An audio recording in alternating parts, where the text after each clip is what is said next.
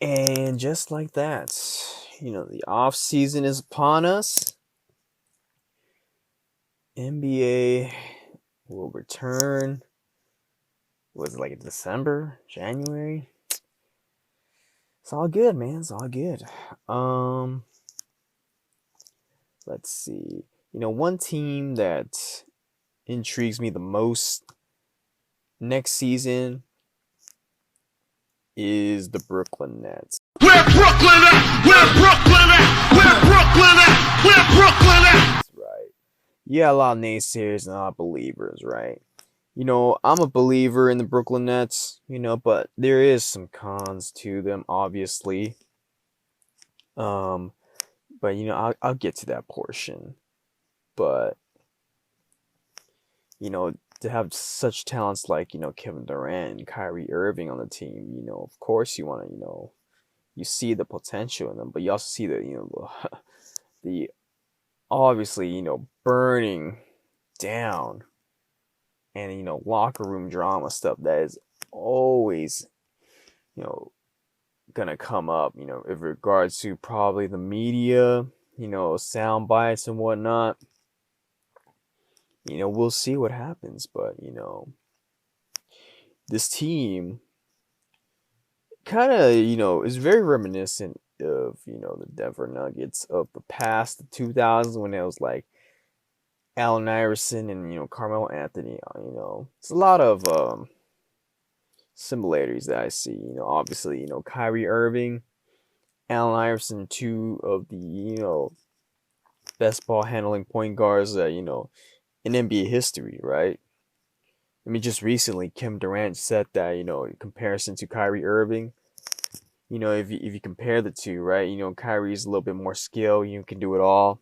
Iverson, he's taken Kyrie Irving over Iverson, and I can see that, right? Obviously, you know I've said it before. Kyrie Irving's the modern day version of Allen Iverson. He's the truest form of Allen Iverson, where he can do it all, and he's basically, if you put Allen Iverson in the modern era right now, it'll be Kyrie Irving. But he will be more durable than Kyrie Irving. Just imagine, like, someone with Kyrie's caliber, more durable. Iverson takes a hard foul. Returns to the lineup. Plays hurt. Of course, the shoulder had been, despite the injury. Iverson drops 23 and has a career 5 injuries to the right knee. Iverson pays the price. This guy is a warrior. He'll drive it in relentlessly, and that's Allen Iverson, right? But Allen Iverson tends to shoot in a low field goal percentage because he didn't really have anyone to pass to. But at the same time, it's like what Skip Bayless said. It's me, myself, and Iverson. Which is also true. Allen Iverson's a very selfish player as well, so you can see it as well in Kyrie Irving. Kyrie Irving's kind of a selfish player in a way as well, where he's doing his best Allen Iverson impression / Kobe Bryant impression, where he tries to drop 30 every game. So we'll see. Carmelo Anthony and Kevin Durant, obviously similarities. Scoring wing player that can drop 25 to 30 points a game. So we'll see what happens, right? There wasn't a lot of success with the 2000 Nuggets, right? It's because you had two players that were basically averaging 25 plus. Allen Iverson, Carmelo Anthony were both averaging 25 plus. And they've always been like an 8th seed kind of team in the West. So this was like during the time where it was basically where the Spurs were basically the 1 to 3 seed. They were always high seeds. The Suns as well, the 7-second Suns. The Lakers were kind of down during that time, but they were still, they weren't as competitive until a couple years down the line. That's when Allen Iverson got traded. So There's that. I mean, the Dallas Mavericks with Dirk was still in play, where he was winning MVPs as well. Kevin Garnett. Um, let's see, I mean, who was even like there? I mean, Brandon Roy and the Trail Blazers were there as well. I mean, it was pretty competitive. I mean, it's still competitive as well. I mean, the West has always been pretty competitive, and you know the with the prowess of I guess like the ability to score and the talent of Allen Iverson and Carmelo Anthony. Obviously, it's kind of a failure of theirs at hand. Because once they got Billups, they go to the Western Conference Finals, and then Carmelo Anthony demands a trade to New York, and they oblige him right there. So I mean, as you can see, fast forward now to with the Brooklyn Nets. I mean, dude, like Kevin Durant, Kyrie Irving. We'll see what happens. I mean, this team could easily implode. I mean, do they even mesh as well as what people think is what I'm trying to get at? Now, Allen Iverson and Carmelo Anthony didn't really mesh well because they're trying to do their own thing, right?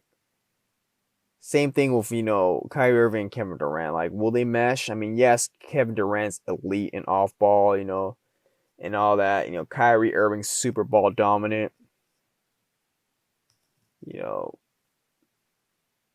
How can Steve Nash get Kyrie Irving to drop instead of trying to average like 28 points per game? Why not just average 20 points per game and up your assists, right? He was averaging like 28 and 7. Wait, Kyrie Irving can easily average 20 and like 11, basically. Kevin Durant. Kevin Durant. We don't know how Kevin Durant's gonna come back.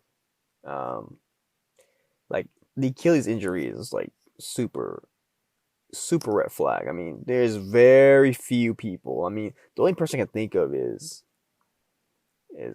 Dominique Wilkins. Even then, when he came back, he wasn't even the same person. He was basically a 3-point shooter who averaged 28 points. So Kevin Durant's first step is elite.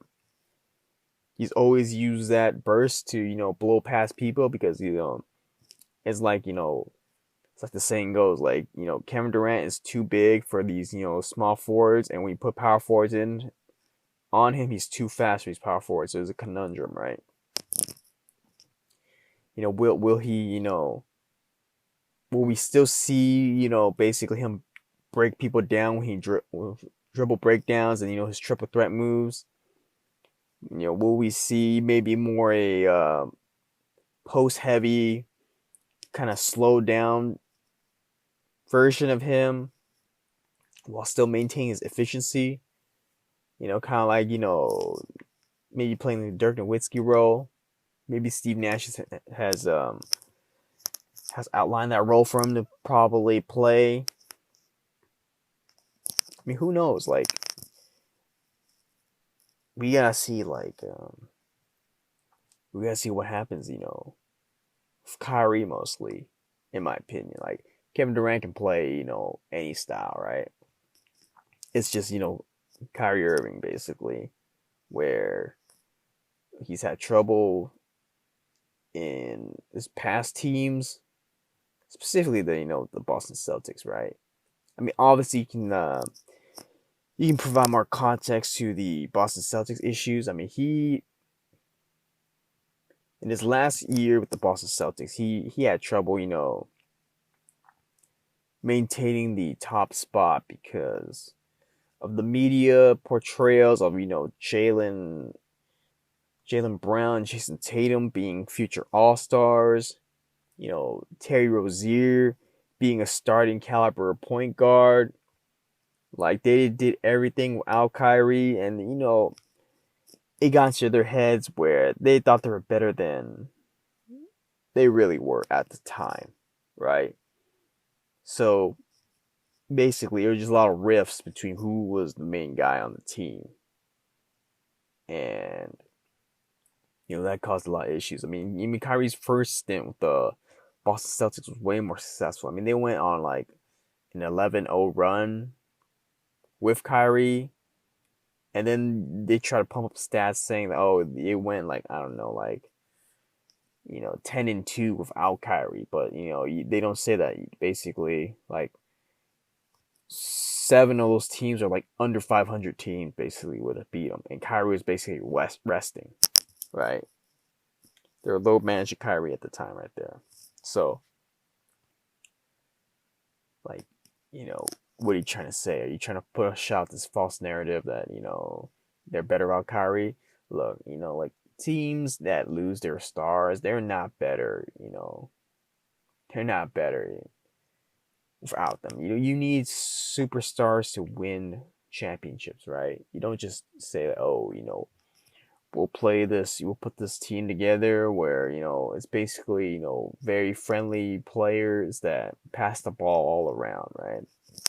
That can win you some games, but at the end of the day, to win the chip, you need the greatest players in the league, right? And, I feel like, that gets a lot of, that message just goes away sometimes when it comes to like certain stars, and media likes to portray certain narratives to their liking. Now going back to the play styles meshing and stuff, like I don't know, but I don't even know how their relationship really got them into being super cordial and being like super friendly with each other. I mean, Kyrie said that he was like Kevin Durant was one of his best friends in the league or something. Like who? Like dude, I mean, it's cool and all where maybe you think you know someone, and then when you truly like live and see them every day throughout the whole season, it's a totally different story, right? Totally different story. Kyrie's like super eccentric kind of guy who's super spiritual and all that stuff. That artsy fartsy kind of guy. You can't change the world by yourself. But I'm also not gonna allow things to be swept under the rug. That's why I post those things on my Instagram. I post my books. I post quotes. Some people would rather be dumb for money than brilliant for legacy. Right. Kevin Durant. Kevin Durant's not really that kind of guy.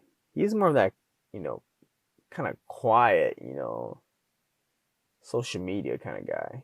Well, Kyrie's not really the same. So, I mean, it's interesting, mesh of personalities.